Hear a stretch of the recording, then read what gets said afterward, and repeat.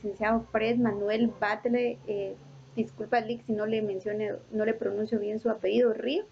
Vamos a tener a iniciar, él ya se encuentra con nosotros conectado. Vamos a iniciar pues dándole unas palabras amenas de bienvenida, en el cual pues licenciado es para nosotros un gran honor pues tenerlo con nosotros. No sé si me escucha, licenciado. Licenciado. Sí, adelante, Ah, perfectamente bien. gracias, gracias. Muy bien, entonces como le decía, licenciado, es para nosotros un verdadero honor tenerlo con ustedes, pues yo soy la catedrática del curso y pues los jóvenes están cursando el tercer año de Derecho de la carrera de Ciencias Jurídicas y Sociales en la Universidad pues, Regional. Y es para nosotros un gran placer contar con usted el día de hoy, ya que pues, su trayectoria, su conocimiento, su experiencia nos va a nutrir demasiado en este curso y pues los jóvenes están más que entusiasmados en recibir todo el conocimiento que usted tiene y entonces agradeciendo tanto de compartir eso. Entonces, jóvenes, tiene con ustedes pues el placer de contar con una gran persona, una gran trayectoria en el cual pues le vamos a dar lectura a su trayectoria profesional. En pantalla la vamos a poder observar. Bueno, vamos a iniciar estableciendo que el doctor pues Fred Manuel es abogado y notario, es egresado de la Universidad de Andía, es asesor jurídico del Consejo Nacional de Áreas Protegidas del CONAP en 1992. Fue coordinador de asesoría jurídica del Instituto Nacional de Bosques, INAB, mayo del 97. Esto pues fue su experiencia laboral. También fungió como coordinador de asesoría jurídica del Ministerio de Agricultura, Ganadería y Alimentación MAGA. Asimismo, fue el escribano de Cámara y de Gobierno y jefe de sección de tierras. También fue coordinador de asesoría jurídica del Instituto Nacional de Bosques. Asimismo, ha fungido como catedrático de la Universidad Rafael Landívar en la Facultad de Ciencias Jurídicas y Sociales, en los cursos de Derecho Administrativo 1, Derecho Administrativo 2, Derecho Procesal Administrativo, Derecho Agrario y Derecho Ambiental. También ha ejercido sus conocimientos en la Facultad de Ciencias Ambientales en cuanto a políticas y legislación ambiental. También posee un posgrado a ingenieros agrónomos en manejo sustentable de la tierra del tema Historia de Derecho Agrario de Guatemala. Catedrático también de la Universidad de San Carlos de Guatemala en la Facultad de Agronomía. Catedrático universitario en la Universidad de Galileo de Guatemala, ejerciendo los cursos de maestría también en Administración Pública, Derecho Procesal Administrativo y Derecho Procesal Constitucional, Defraudación Aduanera, catedrático de la Universidad de San Carlos de Guatemala, extensión en el Petén, en el curso de Legislación Ambiental, catedrático en la Universidad de Mariano Gálvez de la Facultad de Arquitectura, en la maestría de Evaluación, Monitoreo y Control Ambiental, en la Facultad de Ciencias Jurídicas y Sociales, la maestría de Derecho Ambiental. Ha sido catedrático de la Universidad Mesoamericana de la Facultad de Ciencias Jurídicas y Sociales en Derecho Ambiental, catedrático en la Universidad Panamericana en la Facultad de Ciencias Jurídicas y Legales en Derecho Ambiental. Continuando con su gran trayectoria profesional, él también posee el dominio de 3 idiomas, español, inglés e italiano. Posee capacitaciones, ha realizado capacitaciones a fiscales y agentes del Ministerio Público en legislación forestal. Tiene experiencia en varias capacitaciones, dentro de ellas está la capacitación a agentes de la exguardia de la Hacienda de Legislación Forestal, capacitaciones auxiliares de juzgados, en escuelas de estudios judiciales, en legislación ambiental y contencioso administrativo. También ha realizado capacitaciones a candidatos a jueces de paz en la Escuela de Estudios Judiciales de la Corte Suprema de Justicia en legislación ambiental. Asimismo, capacitaciones al Colegio de Ingenieros de Guatemala dentro del curso preparatorio de consultores para elaborar FIAS. Ha sido miembro de la Red Universitaria de Derecho Ambiental, RUDA. Ha realizado consultorías con respecto a análisis del proyecto de la Ley Instituto de Diversidad y Áreas Protegidas de Flaxo y Consejo Nacional de Áreas Protegidas. integrante del Grupo Consultivo del Análisis del Cumplimiento del Medio Término del proyecto Jade Codersa. Ha sido participante en la actualización Manual de Derecho Ambiental de IDEAN, actualización del Manual de Grado de Cumplimiento de los Tratados Ambientales por parte de la República de Guatemala, proyecto de combate a la impunidad ambiental,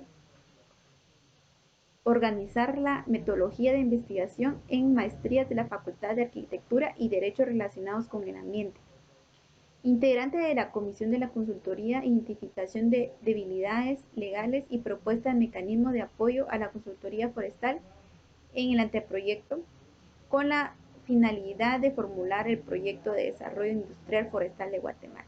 Muy bien, esto fue un su resumen de su gran trayectoria profesional y es una dicha pues que el día de hoy esté compartiendo con nosotros el honorable licenciado. Por lo tanto, pues le concedo la palabra, licenciado, para que tenga bien a partir de ahora, pues este es todo su curso y para que se desarrolle dentro de él. Gracias, licenciado. Muchísimas gracias, licenciada. Es un honor estar aquí entre este grupo de futuros profesionales de Derecho en un tema que es un poco complicada, pero a la vez sumamente importante. El proceso económico coactivo en general es un proceso que tiene una implicación en el ordenamiento jurídico guatemalteco trascendental. Vamos a comenzar por establecer algunos principios. Tengamos presente que el Código Tributario, que es el que regula toda la actividad tributaria, no los impuestos, sino la actividad tributaria, el cobro de los impuestos, los mecanismos de oposición a los impuestos, los mecanismos de impugnación. Todo esto se encuentra regulado en el decreto 6-91. Ahí se me coló un 2, mil disculpas. Simultáneamente, también es importante tener en cuenta que la Superintendencia de Administración Tributaria nace muchos años después.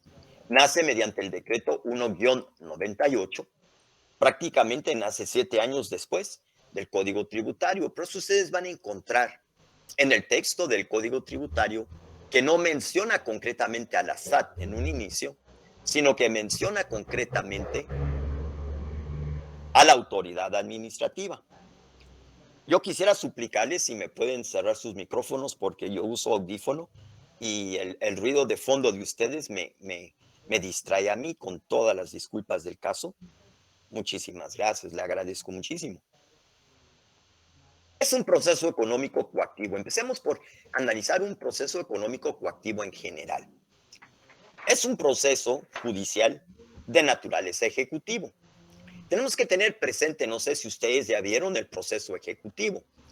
Aquel es el proceso mediante el cual un particular cobra a otro particular, sea persona individual o jurídica, cobra cualquier deuda que se le tiene a su favor derivada de una serie de instrumentos.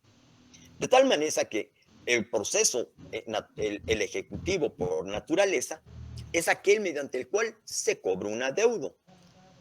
Tiene su proceso análogo, su proceso espejo, en lo administrativo, que es precisamente el económico coactivo. Entonces diríamos que el proceso económico coactivo es aquel proceso judicial de naturaleza ejecutivo por cuyo medio cualquier entidad del Estado se cobra un adeudo a su favor. Es aquí un elemento primordial. El económico coactivo yo no lo puedo utilizar para demandar otro particular, ni tampoco otro particular lo puedo utilizar para demandarme a mí. Tampoco puedo utilizar este mecanismo para demandar al Estado. Es el Estado el que tiene reservado exclusivamente el uso del denominado proceso económico coactivo para demandar a los particulares, sean estos individuales o jurídicos. Al final de cada lámina, antes de que yo pase a la siguiente, me pueden preguntar lo que ustedes no hayan comprendido. Prefiero que sea así y no al final, porque muchas veces al final se les olvidó o tenemos que regresar. Entonces, antes de pasar a la siguiente lámina, doy un espacio por si alguien quiere hacer alguna pregunta. En un proceso económico coactivo, en consecuencia, la parte actora o demandante siempre, y aquí no hay vuelta de hoja, siempre va a ser un ente estatal, no importa quién sea. Ahora bien, este ente estatal podrá demandar por medio de sí mismo o por medio de la Procuraduría General de la Nación. Aquí no pretendo confundirlos, sino que recuerden ustedes que en el ordenamiento jurídico guatemalteco tenemos las instituciones de la organización pública centralizada y tenemos la administración pública descentralizada y autónoma. El Procurador General de la Nación, por virtud de la Constitución, es el representante legal del Estado. Recuerden ustedes, no es el presidente. El presidente es el representante de la unidad nacional, pero el representante legal del Estado guatemalteco es el Procurador General de la Nación. Por lo tanto, todas aquellas instituciones públicas que no tienen, que no están dotadas de personalidad jurídica, no pueden demandar por sí solas. Entonces tienen que recurrir al Procurador General de la Nación. Por el otro lado, las instituciones que ya de hecho, por ser descentralizadas y autónomas, se ven restablecidas o se ven fortalecidas por este mecanismo, es decir, poseer personalidad jurídica, no requieren de intervención del Procurador General de la Nación. Conste, estoy hablando de un proceso económico coactivo en general. No he aterrizado en el específico. Es decir, que la Procuraduría General de la Nación representa y ejecuta a favor de los ministerios, de las secretarías y de las gobernaciones departamentales. En cambio, las municipalidades, CONAP, Corte de Constitucionalidad, Tribunal Supremo Electoral y todas aquellas entidades cuya ley que les da vida establece entre sus características poseer personalidad jurídica. Entre estas se encuentra la Superintendencia de Administración Tributaria. Recuerden, la Superintendencia nace hasta 1998. Quiere decir que anterior a eso, quien hacía las veces de autoridad suprema en materia tributaria, quien cobraba, era el Ministerio de Finanzas Públicas por medio de la Dirección General de Rentas Internas. Esa era la que hacía reparos, esa era la que fiscalizaba las declaraciones tributarias, esa era la que citaba a aquellos contribuyentes que habían omitido o habían incumplido y a su vez era la que, por conducto del Ministerio de Finanzas Públicas, iniciaba los procesos de ejecución para el cobro de los impuestos. Entiéndase, el económico coactivo. ¿Alguna duda? No, licenciado, estamos bien. De tal suerte que vamos a tener un proceso económico coactivo común o general y un económico coactivo tributario. Vamos a tener dos procesos mediante los cuales el Estado es el único que puede utilizar este proceso para demandar. Ya establecí, yo no puedo demandar a nadie por un económico coactivo. Si yo quiero demandar a alguien por una letra de cambio, o quiero demandar a alguien por un cheque, o por un contrato, o por cualquier otro tipo de compromiso asumido en un instrumento, sea de carácter público, mercantil u de otra naturaleza, yo utilizo el juicio ejecutivo común. El Estado recurre al económico coactivo común o general. Entonces vamos a ver, pues, que el demandado siempre va a ser, en este caso, un habitante, un gobernado o un administrado. Estamos en el económico coactivo común o general.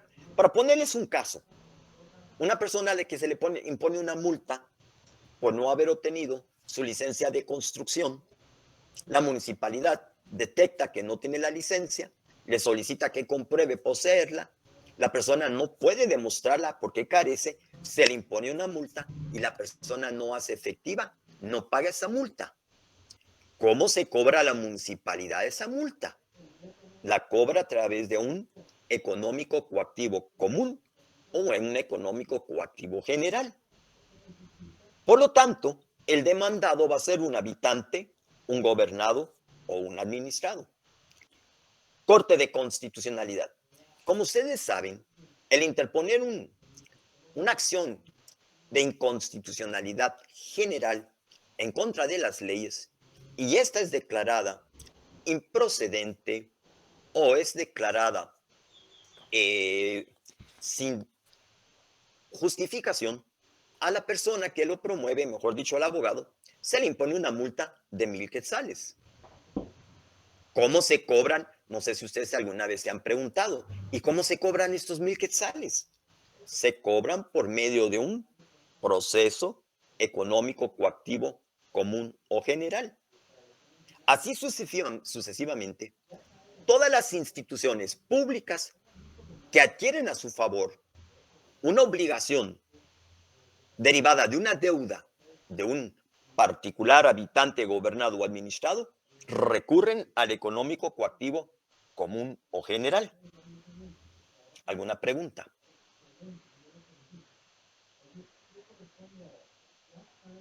Pero existe el económico coactivo tributario. El económico coactivo de naturaleza tributaria va a ser aquel proceso judicial de naturaleza ejecutiva por medio de la cual la SAT cobra un adeudo de carácter tributario a su favor. Y este es ya mucho más sencillo, porque aquí la única parte que puede ser demandante, la única parte que puede ser actora, es la SAT, que va a cobrar multas, intereses, mora o recargo derivado en relación a los diferentes impuestos que el ordenamiento jurídico por medio del Congreso, principio de legalidad tributaria, artículo 239 de la Constitución, solamente el Congreso puede crear estos y el único que los puede cobrar es la SAT. La parte demandada va a ser un contribuyente, es decir, toda aquella persona que por virtud de la ley tiene que contribuir con sus impuestos. Nosotros contribuimos al Estado no por el único medio, porque existe la ley del servicio cívico, pero como un mecanismo económico coactivo, obligatorio, yo lo hago a través de el pago de mis impuestos. Contribuyo con mis impuestos a mantener al Estado de Guatemala y recibo el nombre de contribuyente. Pero también puede ser el sujeto retenedor, aquel que por virtud de la ley tiene que retener un impuesto y trasladárselo a la Superintendencia de Administración Tributaria. Él ya no es el obligado, él no es el que tiene que pagar el impuesto, pero retuvo el impuesto y entonces lo tiene que trasladar a la SAT. U otro obligado en una relación tributaria. Pudiesen existir algunas otras formas que no estén establecidas, pero a través de la cual alguna persona adquiere una obligación derivada de una relación tributaria del pago de un monto, de una suma de dinero, que al no hacerla, la Superintendencia de Administración Tributaria, SAT, recurre al proceso económico coactivo tributario. Entonces es importantísimo porque en el ordenamiento jurídico guatemalteco tenemos dos procesos económico coactivos y esto nos incide a confundirnos. Tenemos un proceso económico coactivo común o general y tenemos el proceso económico coactivo tributario. ¿Hasta aquí alguna duda? Se le llama proceso económico coactivo. Económico porque es cuestión patrimonial, dinero, efectivo, montos, y coactivo porque va a ser a la fuerza. El que no quiera pagar por la buena va a ser a la fuerza.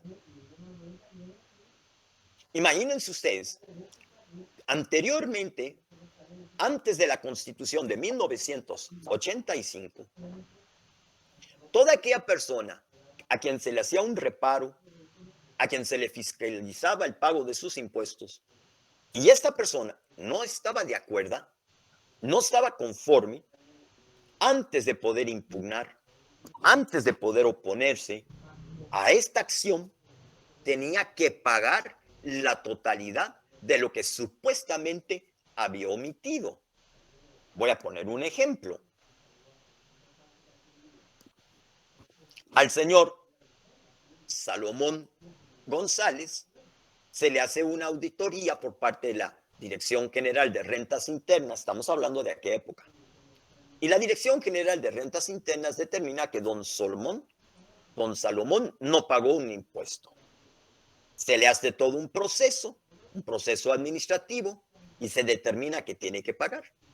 Don Salomón, para poder oponerse, tenía que hacer el pago previo.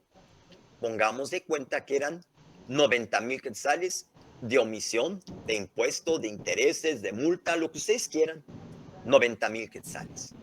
Don Salomón, para poder oponerse, tenía que pagar. Y tenía que poner en el formulario que pagaba bajo reserva, oposición, impugnación, inconformidad, cualquier forma que expresaba que no estaba de acuerdo. Una vez que pagaba don Salomón, se podía oponer. Cuando don Salomón terminaba el proceso, que podía llegar hasta un amparo, imagínense ustedes, y efectivamente se determinaba que no estaba obligado a pagar, ahora venía el viacrucis de don Salomón de que se le regresara sus 90,000 quetzales ya pagados. Con el agravante que si don Salomón había pagado y en el formulario con el cual pagó no hizo la reserva, no manifestó oposición, no manifestó inconformidad, esos 90,000 quetzales se tenían por bien pagados y entonces ya no se podía oponer. Vean ustedes qué complicado era esto, qué comprometedor para el contribuyente. ¿Por qué viene todo esto a relucir? Para comprender el artículo 28 de la Constitución en la última parte. Y dice, en materia fiscal no será requisito previo el pago de suma alguna en los reparos que se hace por parte de la cuestión tributaria. En materia fiscal, antes yo tenía que pagar para oponerme, ahora ya no. Y hago acotación de esto para que vean cómo el dinamismo, la dinámica social, el paso de la regulación jurídica va modificando conceptos e instituciones que tradicionalmente existían en Guatemala. Imagínense ustedes, yo pagaba mis 90,000 quetzales y se me olvidó poner bajo reserva. Lo lamento mucho, usted pagó y bien pagado. Esto cambió radicalmente y a raíz de 1985 con la actual Constitución, muchísimas instituciones, muchísimos acontecimientos de naturaleza jurídica, tributaria, han ido cambiando. Para poder promover un proceso económico coactivo, entiéndase un juicio ejecutivo, el económico coactivo, al igual que el juicio ejecutivo, necesita un título ejecutivo que va a ser el documento que yo voy a usar para demandar. Según Carneluti, el título ejecutivo es todo documento al cual se atribuye por parte de la ley prueba integral de un crédito, una obligación, respecto del que se pide la ejecución. Entonces, la diferencia entre un juicio ejecutivo y un juicio ordinario, un juicio sumario, es que en estos últimos yo tengo que demostrar mi derecho, tengo que convencer al juez de mi derecho. Por ejemplo, un juicio ordinario de daños y perjuicios. Tengo que demostrarle al juez que yo sufrí un daño, que hubo un perjuicio a mi patrimonio, puesto que si no logro convencer al juez de que hubo un daño y que hubo un perjuicio, y no logro convencer al juez, el juez va a dictaminar en sentencia que el proceso, que el juicio ordinario, es improcedente, porque yo no logré demostrar que hubo un daño y un perjuicio. En el procedimiento económico coactivo, yo no tengo que demostrarle absolutamente nada al juez, porque tengo un documento que tiene una obligación perfectamente determinada, concretamente establecida, mediante la cual el juez, al recibir la demanda y ver el documento, lo único que tiene que ver es que tenga todos los requisitos de un título ejecutivo y ordena el pago. Fíjense ustedes, ordena el pago. ¿Por qué? Porque es un documento mediante el cual la ley le atribuye este calificativo de contener ya una obligación. Y yo no tengo que demostrarle a nadie un derecho, porque para eso está el documento. Hasta aquí, ¿alguna duda?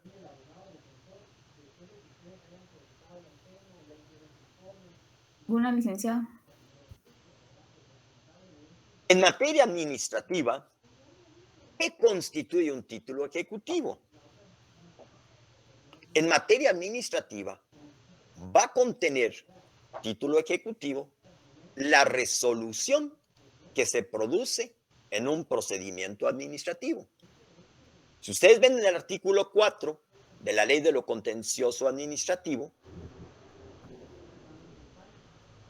establece, hay dos tipos de resoluciones. Una resolución de mero trámite, denominada providencia, y una resolución de fondo, la cual deberá ser razonada y fundamentada en ley. ¿Esto qué quiere decir? Que en un procedimiento administrativo, estamos hablando de un procedimiento tributario, que en un procedimiento administrativo va a haber una resolución de fondo, a través de la cual hubo todo un procedimiento administrativo en el cual se determinó que el señor fulano de tal, que el señor X, que don Salomón, le debe a la SAT 90,000 quetzales. Ha habido un procedimiento administrativo dentro del cual don Salomón no ha podido pelear, se ha podido oponer, ha podido pretender demostrar que no debe porque ya pagó, o porque no es su obligación, porque no es sujeto del pago del impuesto. Cualquier otra circunstancia dentro del procedimiento administrativo, don Salomón tuvo la oportunidad para defenderse y demostrar que lo que la SAT argumenta no tiene fundamento. Ahora bien, si don Salomón, después de agotar todos los medios e interponer su revocatoria en contra de lo resuelto por la Superintendencia de Administración Tributaria y el Tribunal Administrativo Tributario Aduanero confirman revocatoria que don Salomón tiene que pagar los 90,000 quetzales, si don Salomón ahí se queda con esa resolución, van a ir a un juzgado y le van a cobrar los 90,000 quetzales a través de un procedimiento económico coactivo tributario. Pero don Salomón no se queda con los brazos cruzados. Y dice don Salomón, no es posible, yo sí pagué. Esta gente que se cree. Y promueve un contencioso administrativo tributario. La sentencia de este proceso contencioso administrativo tributario también se va a convertir en título ejecutivo. Ya no voy a poder usar la resolución administrativa porque esta fue impugnada. y voy a utilizar la sentencia judicial. Por eso, en conclusión, hay dos fuentes del título ejecutivo. Una, la resolución del procedimiento administrativo, y la otra, la sentencia judicial de oposición a ese procedimiento administrativo, en donde el Tribunal de lo Contencioso Administrativo efectivamente confirma que lo resuelto, lo actuado, lo regulado, lo establecido por la Superintendencia de Administración Tributaria es plenamente válido. Entonces, esa sentencia me va a servir como título ejecutivo. ¿Hasta aquí alguna duda?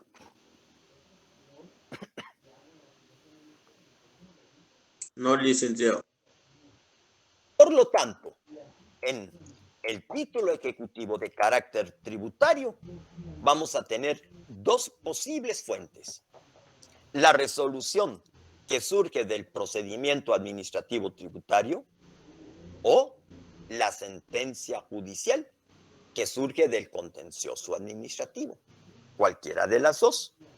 Con cualquiera de estos dos documentos, la Superintendencia de Administración Tributaria, que tiene personalidad jurídica, promueve ante un juzgado de primera instancia de lo económico coactivo, artículo 220 de la Constitución, ante un juzgado de primera instancia de lo económico coactivo, la SAT promueve su juicio económico coactivo tributario en contra del contribuyente.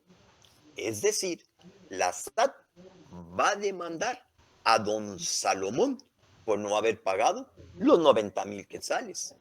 Ya sea que don Salomón no impugnó la resolución administrativa final, o bien que habiéndola impugnado, el Tribunal de lo Contencioso Administrativo en sentencia declaró con lugar y confirmó el requerimiento hecho por la Superintendencia de Administración Tributaria. ¿Una duda? El Código Tributario es el que nos va a regular este procedimiento. Lamentablemente, y ya lo dije, lo voy a reafirmar, en Guatemala tenemos dos procedimientos económico coactivos, uno de naturaleza general y uno de naturaleza tributaria. El de naturaleza general lo vamos a encontrar en el decreto 1126-1126, Ley Orgánica del Tribunal de Cuentas. Pero el procedimiento que hoy nos ocupa, que es el procedimiento económico coactivo tributario, lo vamos a encontrar en el decreto 6-91. Pero aquí me confunde usted. Fíjese, licenciado, que usted me habló de un decreto 1126. Eso significa que tiene que ser 11-26. Porque mire, me está hablando del decreto 6-91. Entonces, el decreto 1126, usted está equivocado, licenciado.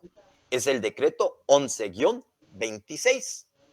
Voy a aclarar esto para su bagaje jurídico, para su bagaje cultural jurídico, de que a partir, oigan bien, a partir de 1969, en el 68, el Congreso dictó una ley que establece que a partir del 1 de enero de 1969, todas las leyes del país tenían que tener el año de su creación. Es decir, entonces, que el decreto 1126 es anterior a 1969. Sí. El decreto 107, el Código Civil, no tiene año. ¿Por qué? Porque el Código Civil promulgado en 1964, el Código Civil no entra dentro de esta regulación porque es a partir del 1 de enero de 1969. Entonces, mis estimados alumnos, Cuando ustedes detectan una ley que no tiene año, quiere decir que esta ley es anterior a 1969. Y por supuesto, ya cuando tiene el año, pues ahí no hay vuelta de hoja. El año me va a indicar el periodo dentro del cual una ley es creada. Tenemos un sinfín de leyes que carecen de número de año, porque hay un sinfín de leyes emitidas antes de 1969. Pero de igual manera, hay un sinfín de leyes emitidas después de 1969. Vean ustedes, la ley de amparo. La ley de amparo decretada por la Asamblea Nacional Constituyente de 1965 es el decreto 8, a secas. En cambio, la ley de amparo emitida por la Asamblea Nacional Constituyente a partir de 1985 tiene el número 1-86 de la Asamblea Nacional Constituyente. Todo esto nos viene a ayudar cuando analizamos, cuando estudiamos las leyes, para ubicarnos en el tiempo, para ubicarnos en la filosofía política y económica del momento. Bien, el decreto tributario, pues, decreto 6-91, ya emitido en el año 91, establece que en lo que no contrarían las disposiciones del Código Tributario, y en todo lo no previsto en este, se aplicarán supletoriamente las normas del Código Procesal Civil y Mercantil y la ley del organismo judicial. Entonces encontramos que supletoriamente en todo aquello que no esté regulado en el Código Tributario, lo voy a encontrar ya sea supletoriamente en el Código Procesal Civil y Mercantil o bien en la ley del organismo judicial. Esto me conlleva a otra pregunta. ¿Y cuál es la diferencia entre código tributario y ley? ¿Acaso no ambas son emitidas por el Congreso? ¿Cuál es la diferencia? Bueno, la diferencia es que un código contiene un conjunto de instituciones, de materias conexas, pero no individuales. El Código Civil, la familia, los bienes, la sucesión testamentaria, las obligaciones, los contratos mercantiles. En cambio, la ley del organismo judicial, solamente lo relativo, voy a cambiarla, la ley del organismo ejecutivo, solamente lo relativo al ejecutivo. Ministerios, secretarías, gobernaciones departamentales. El código tributario, que es un impuesto, cómo se cobra, quién lo cobra, qué recursos administrativos hay y cuál es el proceso judicial para su cobro. ¿Alguna duda?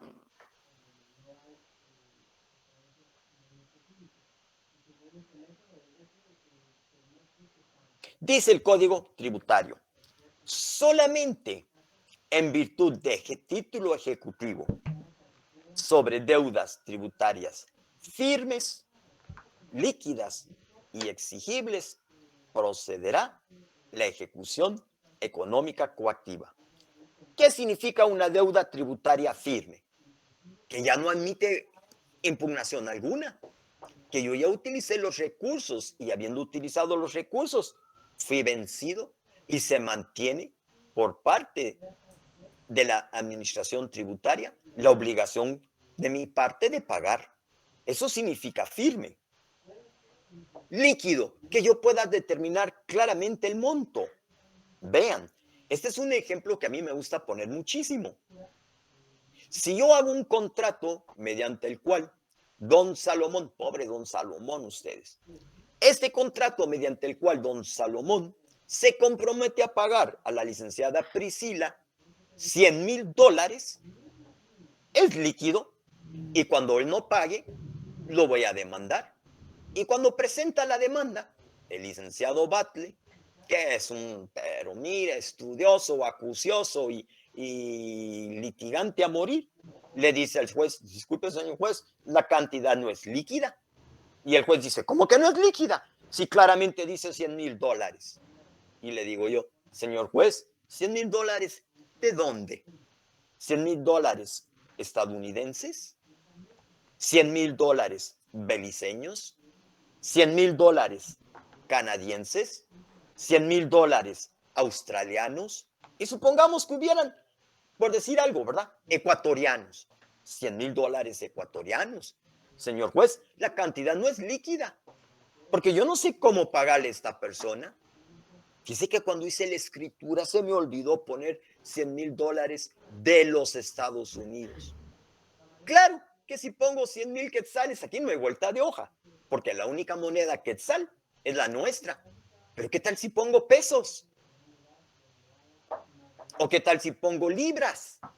Hay libras esterlinas, había libras de otros países, ahora con la euromoneda, pues esto ya no existe, o no tanto, pero antes existía esta división. Entonces, a esto se refiere el líquido, que el monto puede ser concretamente determinable sin ninguna duda, porque imagínense que el dólar está, supongamos, a 7 por 1, el dólar estadounidense, y el dólar de Hong Kong, supongamos que está a 4 por 1. Y si yo vengo y le pago a 4 por 1, estoy fastidiando a la persona, a la licenciada Priscila, porque ella dio 100,000, el equivalente a $100,000 estadounidenses al 7 por 1. Y está perdiendo porque le estoy pagando a un cambio del 4 por 1.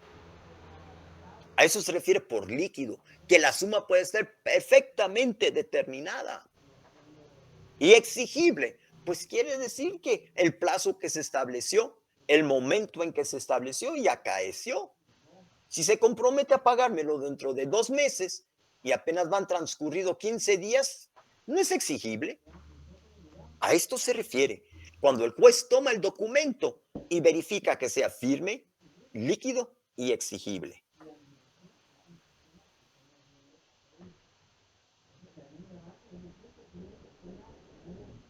Tiene sus características propias este procedimiento económico coactivo tributario. No pregunté si había alguna duda y pasé lámina. Mil disculpas. ¿Alguna duda?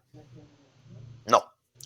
No se preocupen en contestarme. Solo si tienen duda, me interrumpen. ¿Cuáles son las características del procedimiento económico tributario? El procedimiento económico coactivo tributario es breve. ¿Por qué la brevedad? Porque el Estado quiere su plata. El Estado quiere sus impuestos ya, porque imagínense que de lo que yo pago mis impuestos, de lo que usted paga sus impuestos, el Estado lo distribuye a la San Carlos, a las municipalidades, a los ministerios, a todas las instituciones. Y aquí es donde el Estado vive. El Estado se nutre de los impuestos que pagamos. Imagínense si es un proceso engorroso, largo. Llevamos 5 años pagando este impuesto y el Estado está urgido del dinero. Entonces, el procedimiento económico coactivo tributario, su primer requisito es este.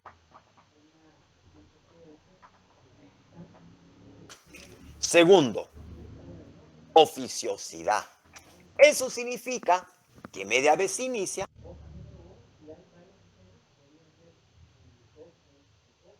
que una vez se inicia el procedimiento, la administración de justicia tiene que continuar. Y yo no tengo que seguirle pidiendo. El Estado no necesita la oficina judicial, los tribunales, no tienen que estar que me lo pidan, que me lo pregunten, que me lo soliciten, porque es oficioso. Y media vez se inicia, el tribunal tiene que seguir, tiene que impulsarlo. ¿Por qué? Precisamente porque estamos hablando de la forma en que subsiste el Estado. Y por último, especialidad. Eso quiere decir que a través del proceso económico coactivo tributario, yo no puedo cobrar otra cosa que no tenga que ver con los tributos. Por eso es que tenemos dos. El económico coactivo común para cobrar todo lo que ustedes quieran y el económico coactivo tributario solamente, exclusivamente, para cobrar los tributos. Una duda. Cuando yo doy clase y pregunto si hay alguna duda y no lo hay, a mí me caen dos inquietudes. Una, no me están entendiendo absolutamente nada. O dos, me están entendiendo todo absolutamente bien. Pido a Dios que sea la segunda de ellas. Así es, Así, licenciado. así es, Todo Lic. La claro. segunda. Buenas tardes, Lick. Una pregunta. Adelante. ¿Qué pasa con la persona que tiene su comercio? Se le inicia un proceso coactivo tributario, pero ya está clausurada, supongamos, la empresa o está a punto de quiebra y no tenga ese recurso económico para pagar. ¿Qué pasa en ese sentido? Ay, mi estimado amigo, el Estado no tiene corazón. Al Estado le vale 3/4 si usted puede o no puede pagar. Y si usted no puede pagar, le va a embargar sus cuentas de depósitos monetarios, o le va a embargar el vehículo que usted tiene, o le va a embargar la casa que usted posee, o le va a embargar el chucho. Bueno, el chucho no, porque le va a costar al Estado mantenerlo, pero va a embargar lo que encuentra el Estado. O sea, el hecho de que usted se encuentre en un estado de quiebra, desde el punto de vista impositivo, no tiene trascendencia. Acuérdense que los tributos se supone que se deben ir pagando paulatinamente o a final de año cuando hacemos la declaración. Yo, por ejemplo, yo pago cada mes mi impuesto sobre la renta y cada mes me retienen de mis facturas el monto del 5% de lo que yo estoy cobrando y de lo que se me está pagando. Y el retenedor, el agente retenedor, la universidad que me paga, tiene que entregar a la SAT ese 5% que me retuvo a mí. O sea, yo estoy cumpliendo, si no anticipadamente, de inmediato.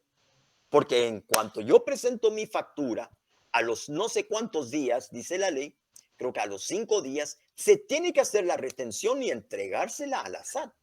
Ahora bien, el otro procedimiento es el anual.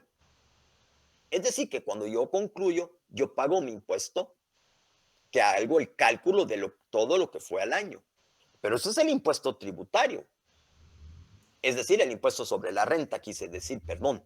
En cambio, un comercio, si es por importación, tiene que pagar de inmediato.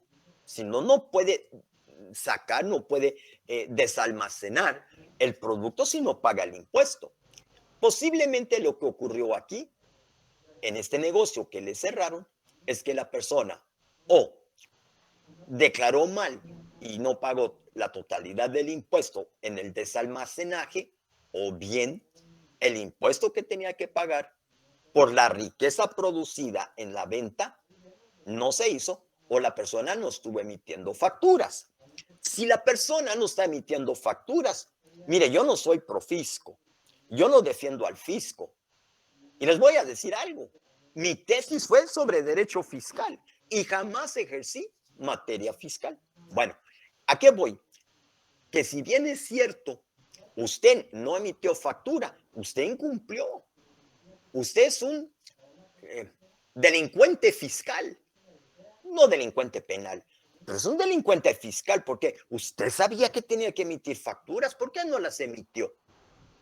Claro, no estoy defendiendo a la SAT, pero esa es la realidad de cómo funciona, no solo en Guatemala, a nivel mundial. Si usted no tiene con qué pagar, a la SAT le vale 3/4, que lo lamento, usted vea qué hace, pero usted tenía que haber pagado sus impuestos, porque esa es una responsabilidad que tenemos como ciudadanos. No sé si con esto le respondí. Así es, Lick, muy claro. Gracias. Licenciado, tengo una duda también.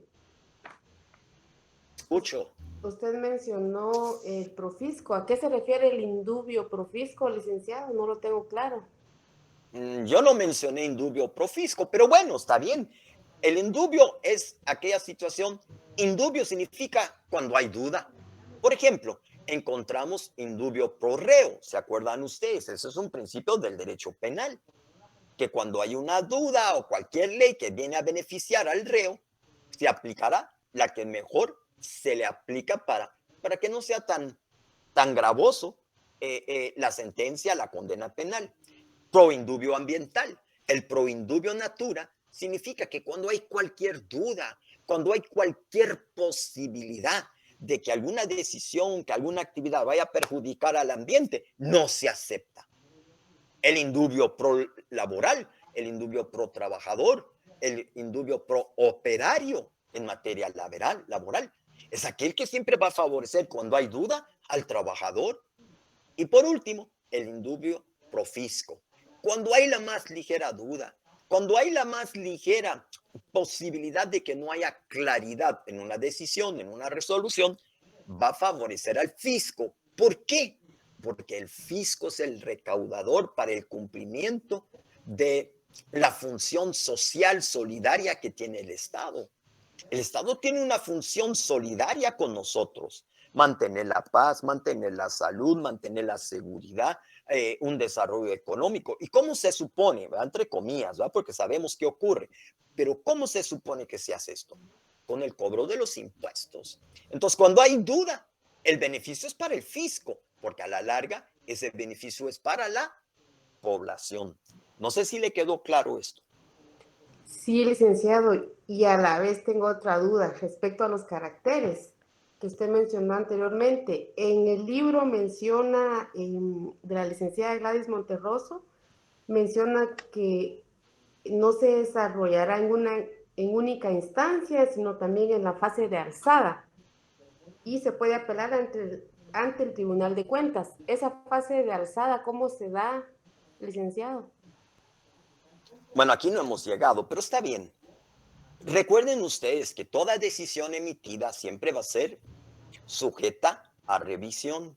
Por ejemplo, en lo administrativo, lo resuelto por las entidades van a ser revisadas a través de la revocatoria o de la reposición. En materia judicial, las sentencias emitidas van a ser revisadas mediante la apelación. No revisadas, pero pues ustedes me entienden, pues, o sea, se va a obligar a que un ente superior vea que no hubo un error, vea que no hubo alguna cuestión perjudicial para los intereses de la persona afectada. Entonces, el recurso de alzada, mis estimados, es el típico recurso de apelación. Se le llama de alzada porque la apelación sube a un órgano superior. Por ejemplo, si es un proceso de cualquier naturaleza ante un juzgado de paz, la sentencia es apelada y sube en alzada a un juez de primera instancia. Si el proceso se tramita ante un juez de primera instancia, la sentencia, la apelación de esa sentencia es alzada a una sala de apelaciones. Es alzada, es elevada. Por eso se le llama el recurso de alzada. ¿Estamos? Gracias, Lick. Seguimos, pues. Procedencia.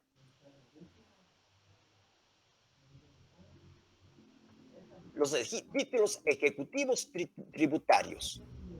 Esto lo dice la ley, dice: certificación o copia legalizada administrativa del fallo o de la resolución. Es decir, una certificación de que la resolución de la Superintendencia de Administración Tributaria determinó que el don Salomón no pagó los famosos 90,000 quetzales. Y ahora, con esa certificación, que no la puedo emitir hasta que haya concluido todo el proceso, porque en la certificación tengo que hacer constar que no hay recurso pendiente o que no se interpuso. Porque miren, de repente don Salomón, listo, vivo, dice: voy a dejar pasar los 10 días que dice el Código Tributario y no la voy a impugnar. Y después voy a pelearlo. Disculpe, don Salomón, si usted no interpuso su revocatoria dentro de los 10 días de notificada, usted está accediendo. Aquel famoso dicho que usamos en la vida mundana, el que cae otorga. Si usted no se opone, usted está aceptando. De tal manera que de repente esa resolución administrativa, usted ya no hizo nada en contra. O bien, usted la impugnó y se resolvió la impugnación desfavorablemente para usted. A eso se refiere este punto primero. Segundo, un contrato convenio. Bueno, don Salomón viene y dice, mire, SAT, es cierto, yo debo los 90,000 quetzales y tengo el mejor interés de pagarlos. Pero yo no puedo pagar 90,000 quetzales de un solo. Hagamos una cosa, permítame pagarles, ¿qué serían? Voy a precisar una suma, no necesariamente, ¿verdad? Se puede dividir en 16 pagos. Supongamos entonces que los 16 pagos de 90,000, supongamos, me salen en 7,000 quetzales. Yo me comprometo, don Salomón, yo me comprometo a pagarle a la SAT durante 16 meses 7,000 quetzales en forma mensual. Se hace un contrato, se hace una resolución, un compromiso, y don Salomón no paga. Y al cuarto mes, don Salomón, es que no me ha caído plata, pero es que usted tenía que pagar. Pues sí, pero no me ha caído plata. Como le dije al compañero antes, la SAT no tiene conciencia, no tiene corazón. Usted no pagó. Vamos a ejecutar el convenio o el contrato. Certificación, donde la persona reconoce.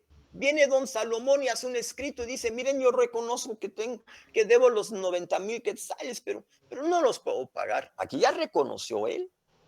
Aun cuando no haya un contrato, aun cuando no haya un compromiso de pago, él ya reconoció.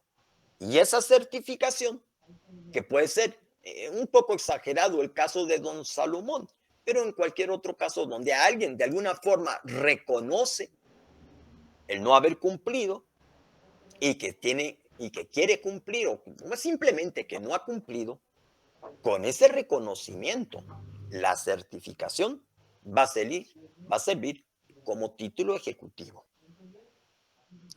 Una póliza de fianza.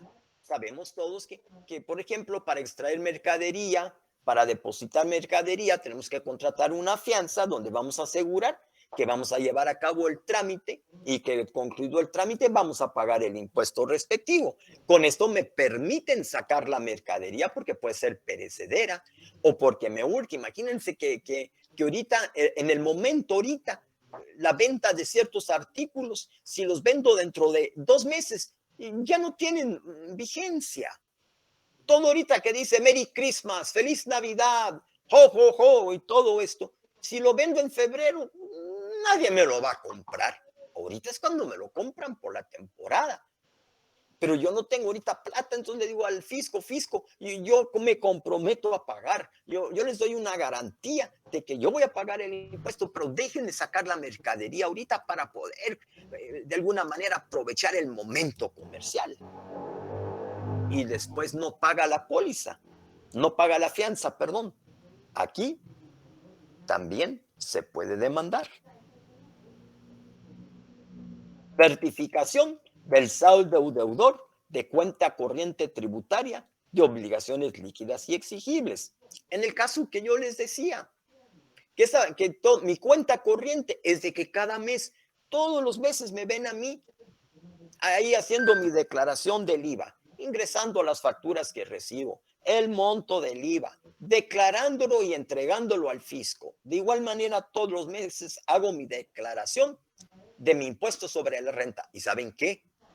Estos condenados lo tienen tan controlado que la vez pasada puse que el saldo que yo tenía del IVA eran 15,400 y eran 15,004. Me equivoqué al teclear la cifra y cuando iba a rendir mi informe me dicen no concuerda con su declaración anterior.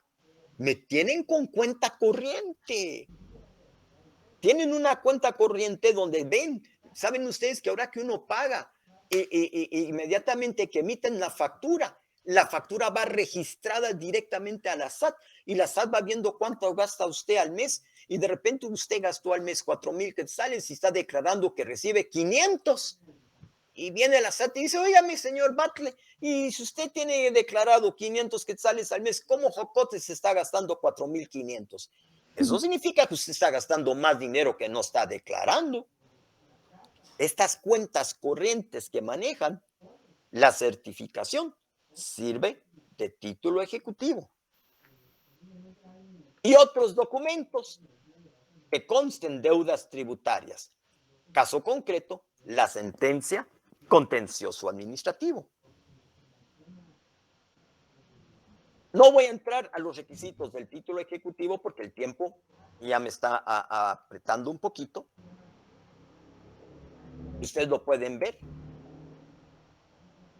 Y quiero pasar concretamente al procedimiento económico coactivo tributario. Este está regulado del artículo 174 al artículo 178 del Código Tributario. Pero antes de ello, llamo a su atención la Constitución, si me hacen favor. Artículo 220. Como ustedes bien saben, en todo procedimiento existe el recurso de casación. El recurso de casación es aquel que ya ha agotado todo el procedimiento. Todavía puedo interponer un recurso extraordinario de casación ante la Corte Suprema de Justicia. Pero ojo, el artículo 220 de la Constitución dice, en materia económica tributaria no cabe casación.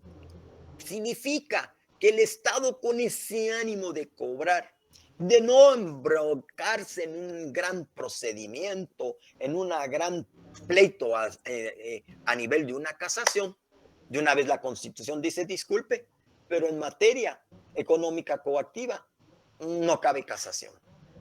Quería hacer este anticipo porque cuando hablábamos de la alzada, del recurso de alzada, todavía después puedo interponer una casación. Pero en el económico coactivo, por determinación de la Constitución, esto no es permitido. Entremos al procedimiento. Cuando el juez recibe la demanda, recibe el título. El juez lo analiza y si ve que los requisitos que la ley y el ordenamiento jurídico establecen para el título ejecutivo se satisfacen, y que la cantidad que se reclama es líquida y exigible, despacha mandamiento de ejecución. ¿Qué es un mandamiento? Una orden. Entonces el juez ordena y libra lo que se llama un mandamiento de ejecución. Cóbrese. Híjole. Quiere decir que cuando llegan y le tocan la puerta al comerciante o al contribuyente, le dicen, mire, yo vengo del Tribunal Cuarto de lo Económico Coactivo y vengo a notificarle una demanda tributaria. La SAT le está reclamando que usted no pagó los 90,000 quetzales, don Salomón. Los paga. Y don Salomón en ese momento casi se muere. Y dice don Salomón, yo no tengo 90,000 quetzales. Este mandamiento de ejecución lo emite el juez para que un personero, para que un empleado del tribunal, a quien se le vaya a dar y se le va a nombrar ministro ejecutor, servidor que ejecuta, eso es ministro. ¿Qué es un ministro de la iglesia? Un servidor de Dios. ¿Qué es un ministerio de la iglesia? Un servicio de la iglesia. ¿Qué es el Ministerio de Finanzas Públicas? Una organización del Estado que sirve, bueno, que se manda. Cuando entonces el juez recibe la demanda y verifica todo esto, emite una resolución y nombra ministro ejecutor. Es decir, nombra a una persona para que sirva, para que cumpla con ese mandato, a través del cual el juez ordena el pago. Señor Salomón, venimos a notificarle que la SAT lo demandó por los 90,000 quetzales y le exigimos el pago. Bueno, no le exigimos, ¿va? Pero le pedimos el pago. Y don Salomón tiene varias alternativas. Paga y se acabó la bronca.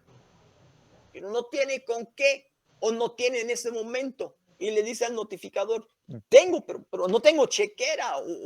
O fíjese que me trabaron, me trataron de robar y me congelaron la cuenta en tanto se emite una nueva. Yo no puedo pagar ahorita.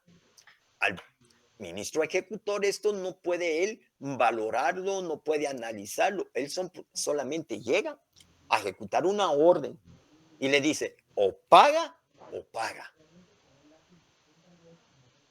Y el Salomón, pobrecito, no puede pagar. Entonces el ministro ejecutor le dice, lo lamento mucho, procedo a embargarle. ¿Qué le va a embargar?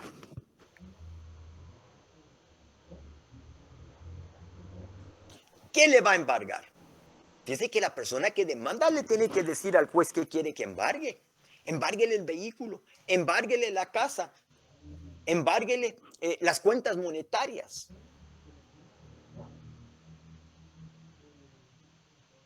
En este momento se le corre audiencia por 5 días. Esta audiencia es para que, como no pagó, haga valer sus excepciones. ¿Qué probables excepciones pueden haber?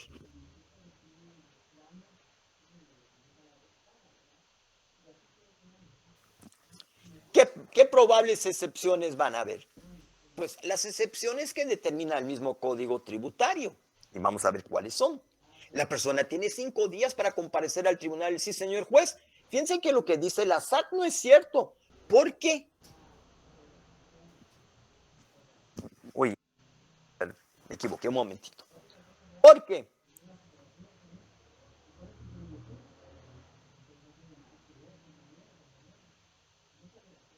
Ya efectuó el pago y aquí está el comprobante. La SAT no tiene cuidado, no maneja bien sus controles, señor juez, pero aquí está, yo ya pagué. O bien, fíjese que hay una transacción mediante acuerdo gubernativo.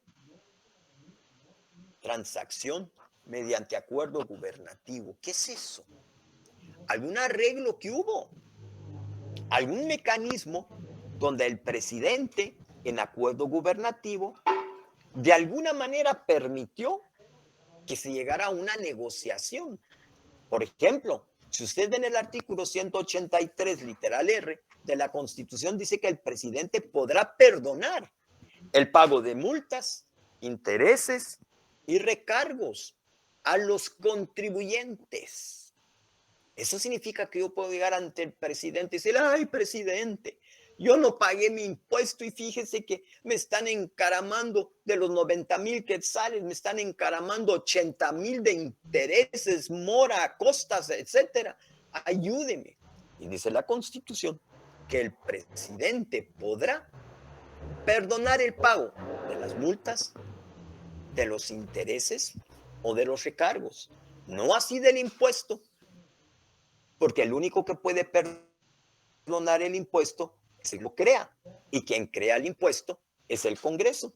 Pero puede haber una transacción, un arreglo, mediante el cual asumo yo un compromiso y esto interrumpe por parte de la SAT. El finiquito, no solo ya pagué, me dieron finiquito. Fíjese, señor juez, que me están demandando lo mismo de hace un año. Y hace un año entré en un juicio, pagué y aquí está el finiquito. O la prescripción. Recuérdense que en materia tributaria hay 3 periodos de prescripción. 4 para el cobro de los impuestos, determinación de los impuestos.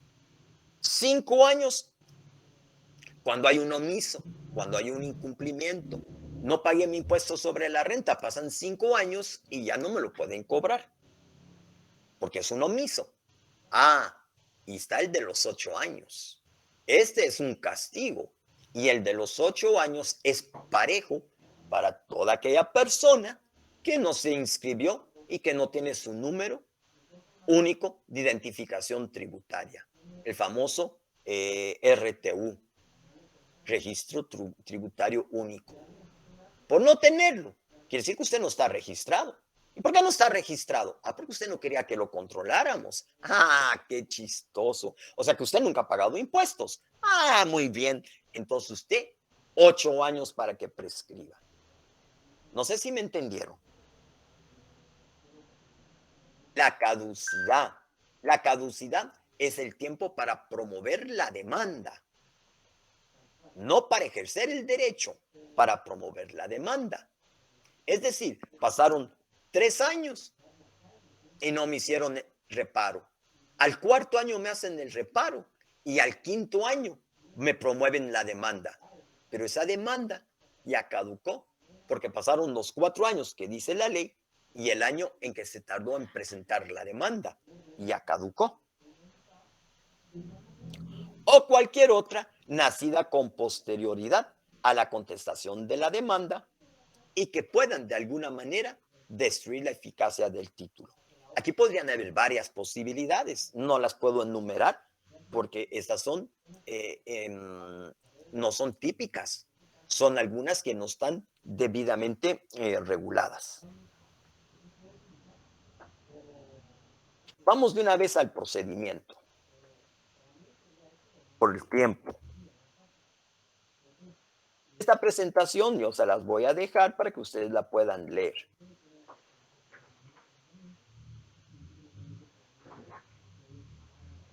El juez califica el título y si lo considera suficiente y la cantidad líquida y exigible, o sea que el juez analiza, el juez verifica y entonces ordena. ¿Qué ordena? Primero, que se requiera de pago. Segundo, que se embargue. Se notifique, perdón. Y tercero, que se embarguen los bienes.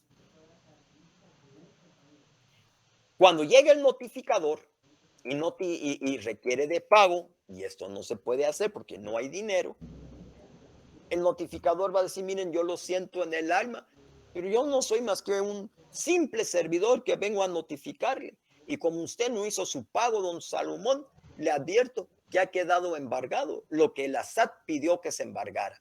Y en la demanda que le entregan en ese momento, la SAT pidió que se le embargara su casa, su piscina, su casa de veraneo, su vehículo Mercedes-Benz y todos los bienes que poseía don Salomón se embargaron.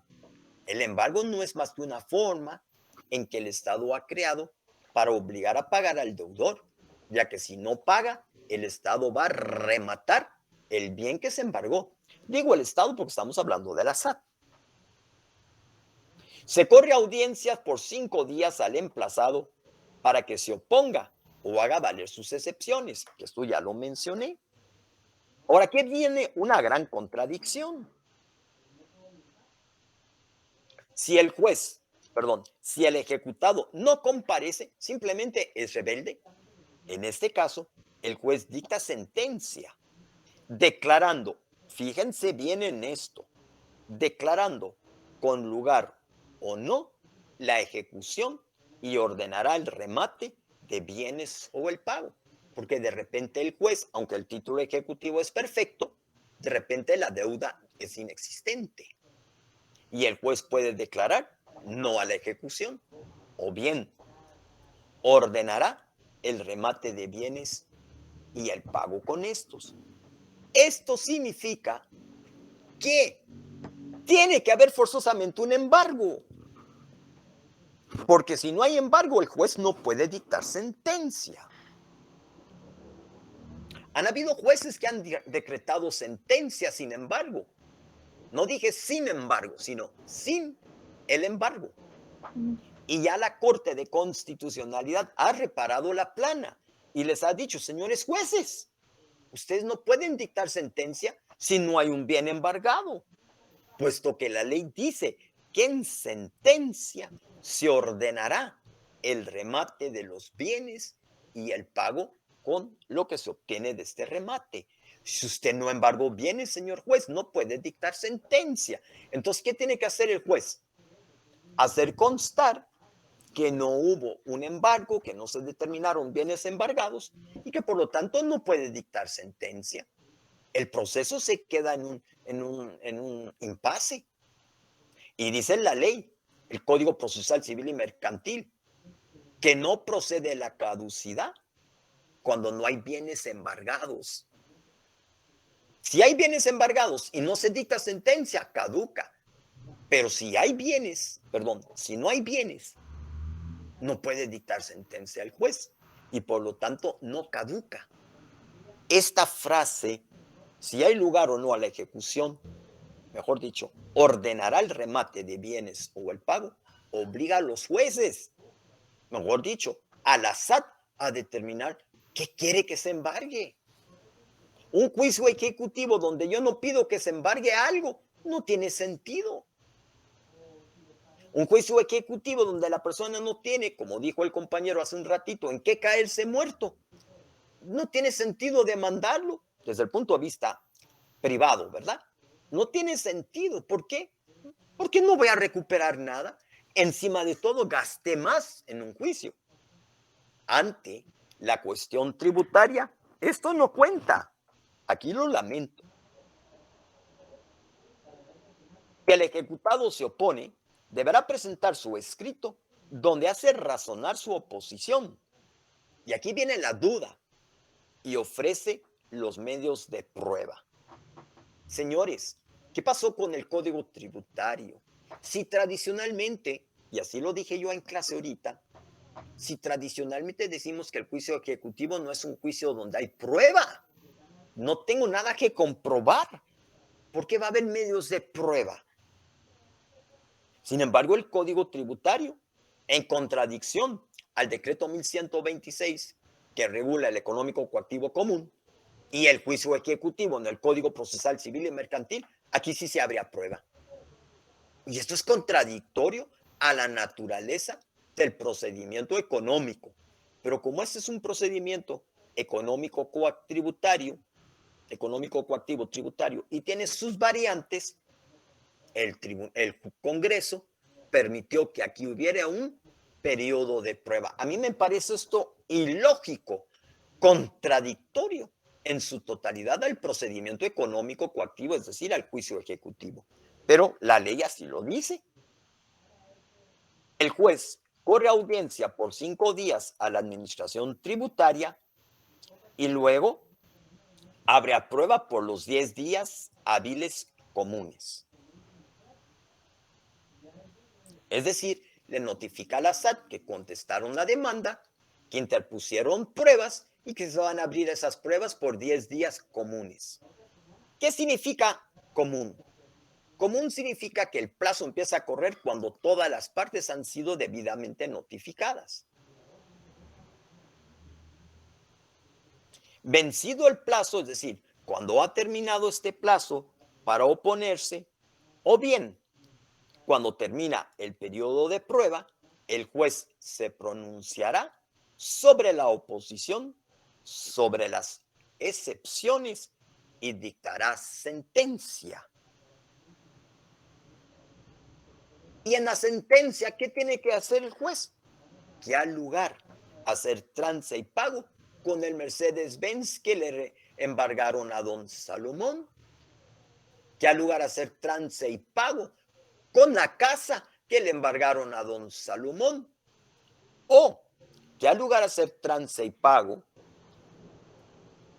con el depósito monetario que se le embargó a don Salomón.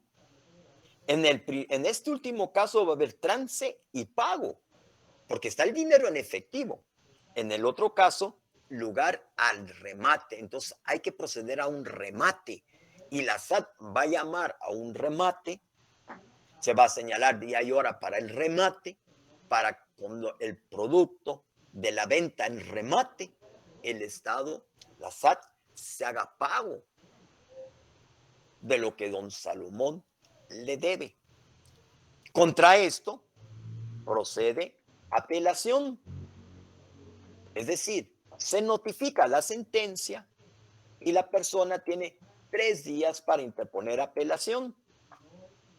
Esta sube al tribunal que conoce y aquí se conoce o se llama Tribunal de Segunda Instancia de Cuentas, así se llama, y conflictos de jurisdicción. Repito, la sala que va a conocer en apelación es una sala de segunda instancia de cuentas y conflictos de jurisdicción. ¿Por qué de cuentas, Lic? Vamos a retrocedernos al decreto 1126, que es anterior al Código Tributario. Y ahí hay dos procesos. El proceso económico coactivo común, que ya lo establecimos, y el proceso llamado el juicio de cuentas, es decir, el cual o a través del cual la Contraloría promueve una demanda para que un tribunal confirme un reparo.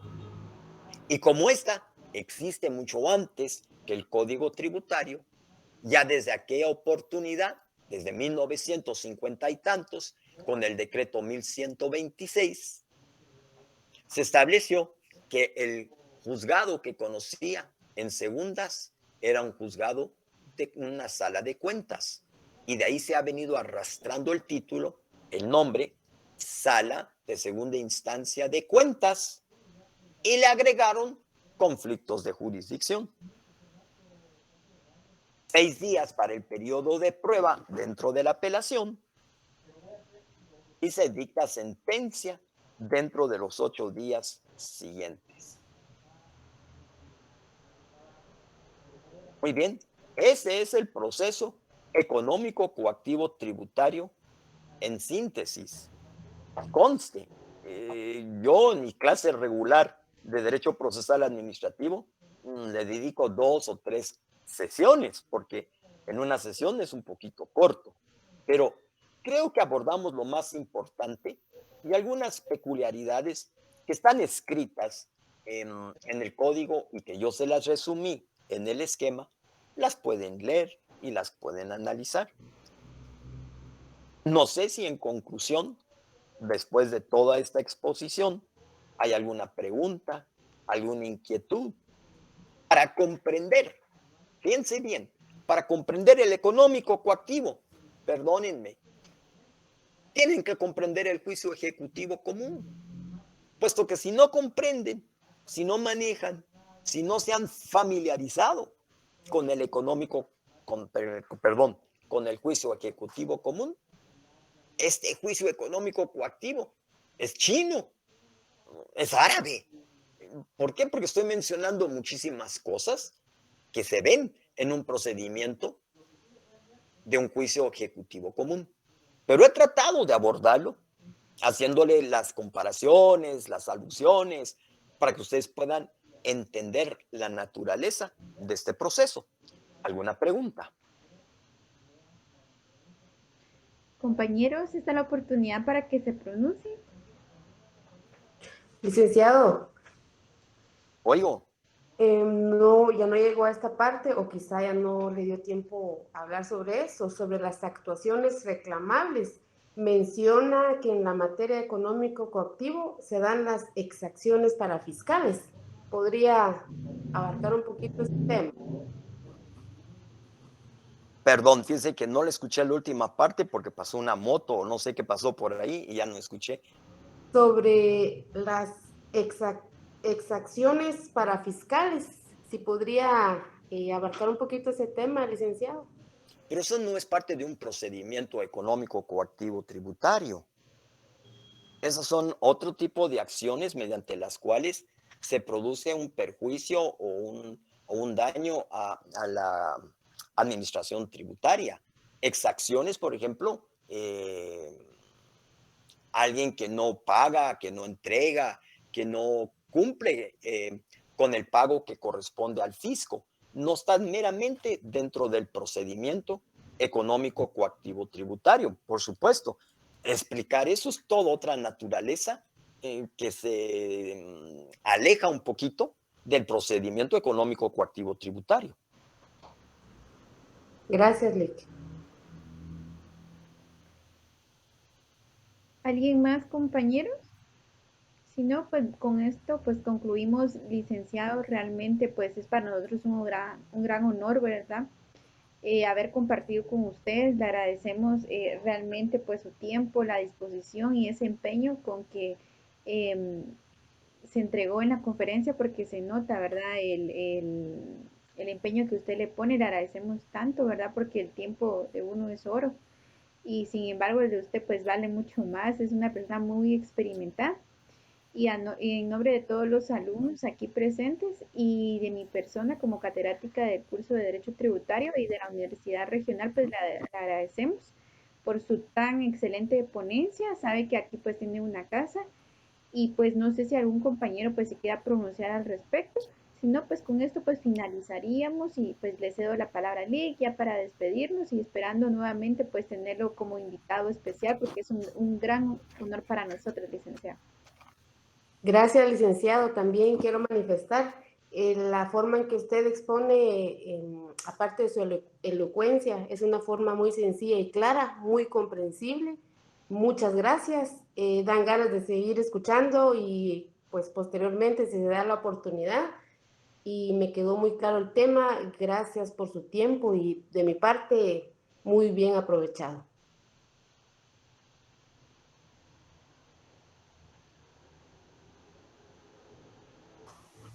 Bueno, pues yo agradezco sus palabras, licenciada, y Angelina, creo que es Ángela. Les agradezco muchísimo. Es muy corto el tiempo, las materias se permiten toda una serie de circunstancias, de comparaciones. Para poder exponerlo, pues hay que hacer referencia a algunas circunstancias que giran alrededor de este procedimiento. Y no solo del procedimiento, la historia tributaria de Guatemala para poder comprender por qué en algunos momentos el Código Tributario menciona que podrá demandar la SAT o podrá demandar la Dirección General de Rentas Internas, el Ministerio de Finanzas Públicas. Y dice uno, entonces hay dos competencias. No, es que hubo un momento en que el Código Tributario estaba en transición y se le estaba trasladando las funciones a la SAT, pero en tanto eso ocurría, seguía demandando el ministerio. Todo esto, si no se hace alusión, si no se explica, nos induce a error porque parecería que pueden demandar dos, o puede demandar la SAT o puede demandar finanzas públicas, y no es así. Fue un momento de transición en el cual el Ministerio de Finanzas Públicas todavía estaba concluyendo procesos que habían iniciado, pero por su lado, la SAT comenzó con sus respectivos procedimientos. Entonces, esto nos puede llevar a algún tipo de confusión, y esto es importante aclarar, puesto que a la hora del estudio, del análisis y sobre todo del privado, que es lo que más les motiva a ustedes y desde ya les está preocupando, a la hora del privado, aquí es donde a uno le meten zancadilla porque, mire, ¿cómo está eso que puede demandar la finanzas también? O sea, que hay dos instituciones que pueden demandar y uno se mete en un enredo allí que no sale y pues pierde uno el privado. De tal manera que por eso tuve que hacer una serie de alusiones y de combinación de diferentes circunstancias para que ustedes pudieran comprender la naturaleza. En el transcurso del día o mañana le traslado a la licenciada la presentación para que la comparta con ustedes, la leen, porque ahí tengo una comparación entre el económico coactivo común y el económico coactivo tributario, porque eso puede ser pregunta de privado. Mire, ¿cuál es la diferencia entre el económico coactivo común y el económico coactivo tributario? Y ustedes no le pueden decir al catedrático, ¿ah? Porque ya saben lo que viene después de ese, ¿ah? Así que yo se lo comparto a la licenciada para que ella gentilmente se los Muchas envíe. gracias, licenciado. Muy bien, muchísimas gracias. Muy buenas tardes. Que Dios los bendiga a todas, a todos. Y tengan un feliz fin de semana largo. Feliz fiambre. Igualmente, licenciado, bendiciones y bendiciones a todos. Fue un gusto estar con ustedes compartiendo el día de hoy, sobre todo con el licenciado Fred.